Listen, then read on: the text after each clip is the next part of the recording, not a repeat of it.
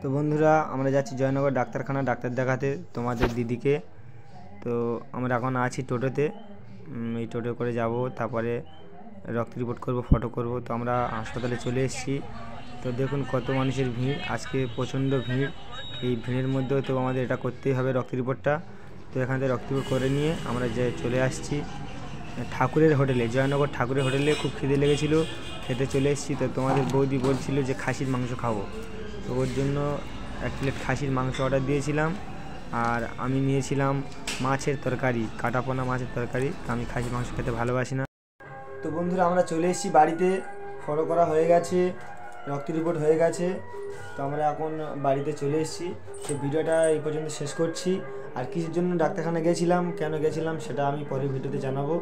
এই মুহূর্তে জানাতে পারছি না, কারণ এটা আপনাদের জন্য একটা সারপ্রাইজ থাকবে। আর আমাদের কাছে একটা বিশাল খুশির খবর। তো এই খবরটা চেপে রাখছি, খবরটা পরে জানাবো। সবাই ভালো থাকবেন, সুস্থ থাকবেন।